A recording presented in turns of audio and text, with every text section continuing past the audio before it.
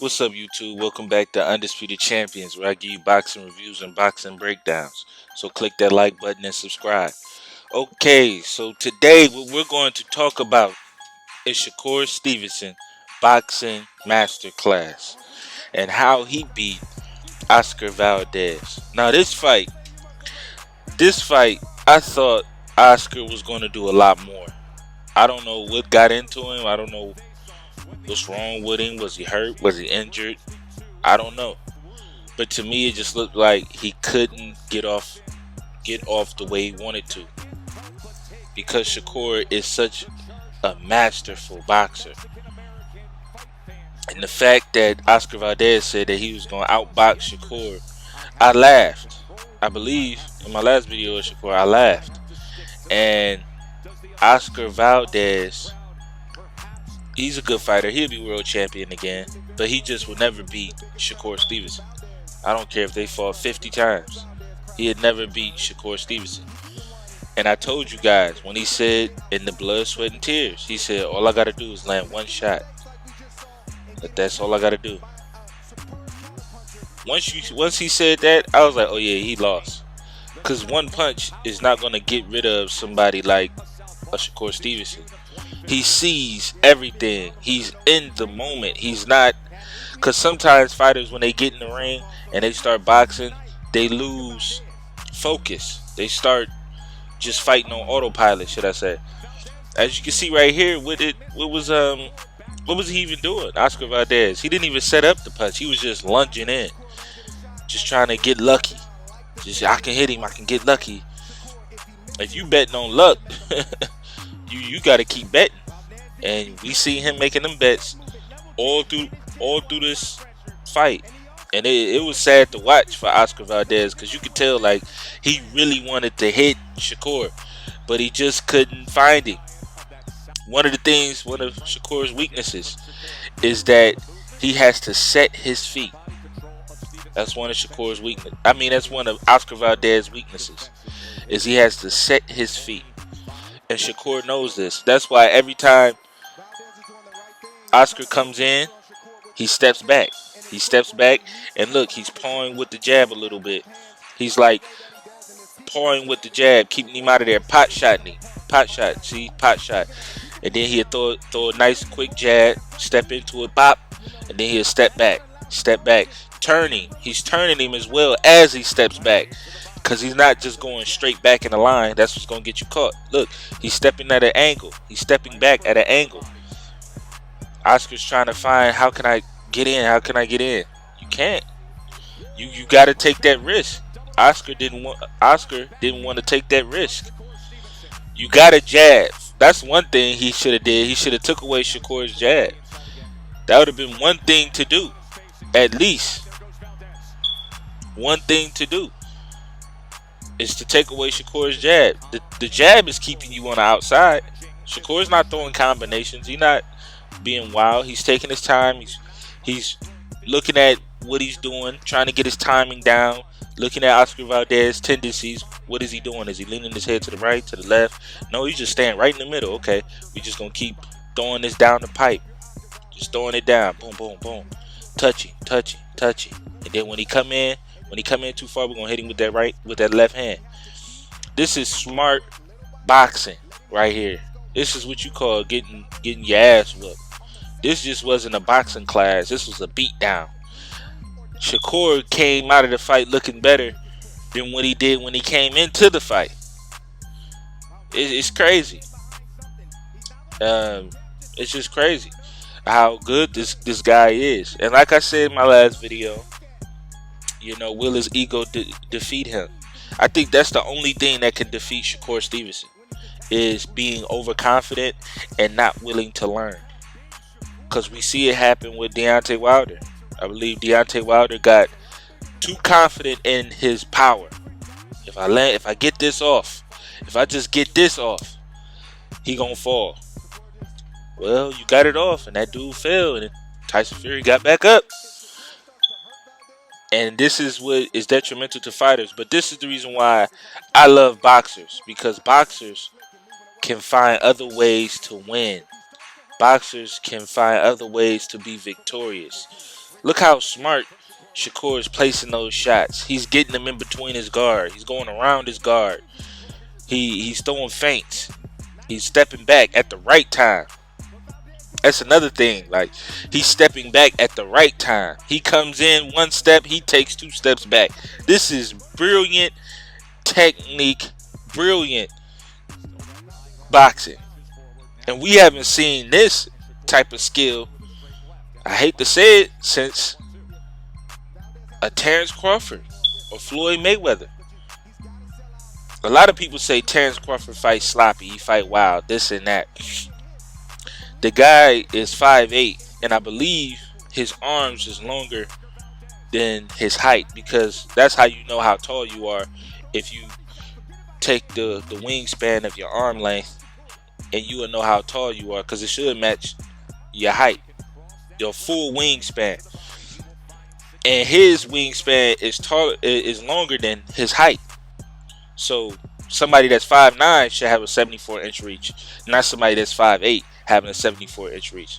So he's like, his reach is like an inch longer than him.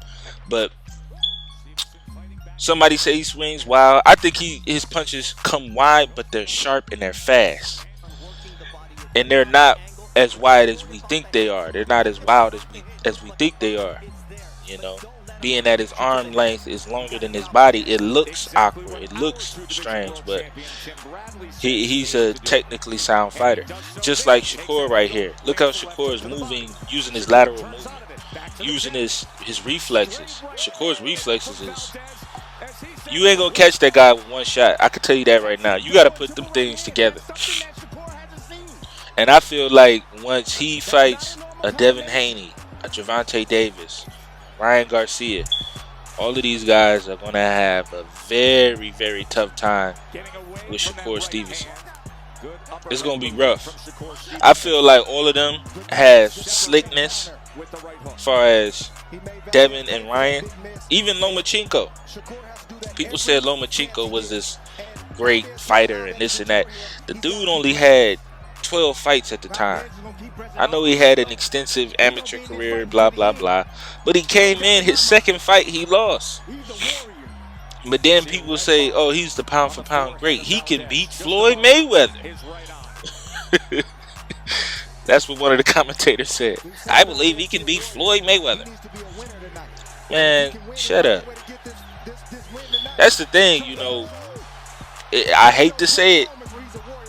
It seemed like once any other fighter that is not black, once they get a belt or they look spectacular in one fight, oh, he's a great, he can beat Floyd Mayweather. All of this bullshit you start hearing people talking about. But they never say, once a black fighter looks great, oh, I believe he can beat Julio Cesar Chavez.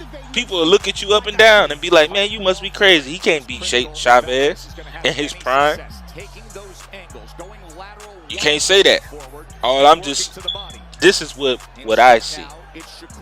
Now, y'all can debate and say that I'm wrong about it, but I feel like Shakur can be up there with the best of them. He's walking in his legendary path, should I say. I don't think nobody can beat this guy. Not right now. Not right now. See, this is the reason why I say, will his ego destroy him? Because your ego just doesn't have to do with how you fight. It's how you think, how you behave, and how you act just in life. You know, will you get too overconfident? Will you become too egotistical? Will you think that I'm better than everyone at everything? Could that happen? We just don't know about Shakur. But if you ask me, that's the only thing that can beat him, is himself. Ultimately, because this guy has too much skill, too much boxing IQ, and he's been around the block. He's been in the TMT gym. He's been trained by his grandfather. He's been trained by, I forgot the other coach name.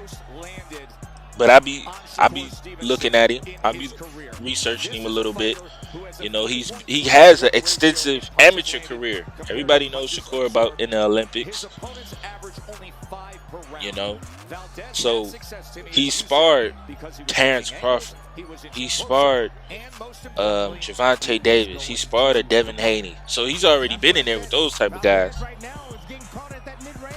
You know what I mean? And he's able to hold his own or do better in some cases. Everybody's seen that sparring session with Shakur and Devin Haney. I feel like in a lot of instances, Shakur was getting the best of Devin. But it wasn't like he was just, you know, outboxing Devin. It was very competitive. But I felt like the poise and the composure of Shakur is too much. Look, once again, Oscar is getting wild. He's getting too anxious. Them hooks is wide. He throwing wide hooks. You gotta throw like an uppercut against this guy. Short shots. Shots that he won't see. You gotta confuse him a little bit. If you can. You gotta be fast as well. Shakur, I'm telling you guys, Shakur is not an easy man to beat. This young man is unbelievable. You know what I mean? This is like he's fighting like he's a 32-year-old veteran. Like, you don't see young men like this composed, sticking to the game plan, and being this smart. This is like Floyd Mayweather. Floyd Mayweather had this type of IQ at his age. You know, when he fought Diego Corrales, when he fought Gennaro Hernandez, even when he fought this guy named Tony Pep. A lot of people never even seen that fight. If y'all don't know that fight about Floyd Mayweather, go look up that fight. Floyd Mayweather versus Tony Pep. That fight showed everything about Floyd Mayweather and what he can do in the ring against any opponent, I feel like. But yeah, Shakur is he's a legend, man. He's a walking legend right now, and he's only going to get better. So yeah, so this is it for this video. Thank you guys for coming back again to Undisputed Champions. You know, click that like button, subscribe, go in the comments, do what you do, all that good stuff. Leave comments. I love debating. That's one of my favorite things to do, is to debate people. You know, I just seen the person say Bud ain't fight nobody, he fought all bums. So when Errol Spence fought Phil LaGreco, a person who was who took the fight when he fought Errol Spence on a shirt-on notice, was he a bum? I could beat Phil LaGreco. Easy. But yeah, click that like button and subscribe, and I'm out. Peace. Appreciate y'all. Peace.